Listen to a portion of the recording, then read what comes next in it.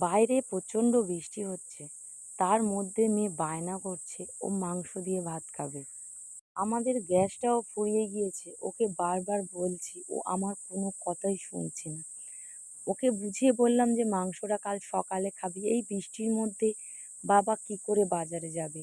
ও আমার কোনো কথা শোনে না, শুধু বলে যাচ্ছে বাবা আমাকে মাংস নিয়ে এসো, মাংস নিয়ে আসলে মাংস দিয়ে ভাত খাবো, আর না হলে আমি ভাত খাবো না। ওর বাবা বলছে ছেড়ে দাও, বাচ্চা মানুষ মাংস দিয়ে খাবে বলছে খেয়ে নিক। আচ্ছা, বাচ্চা মানুষ ঠিক আছে মাংস দিয়ে খাক, সেটা কথা নয়।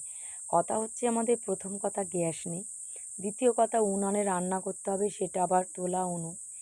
চারিদিকে বৃষ্টি হচ্ছে, গোটা জায়গাটা যেখানে রান্না করতে বসেছে সেই জায়গাটা গোটাই বৃষ্টিতে ভিজে গিয়েছে।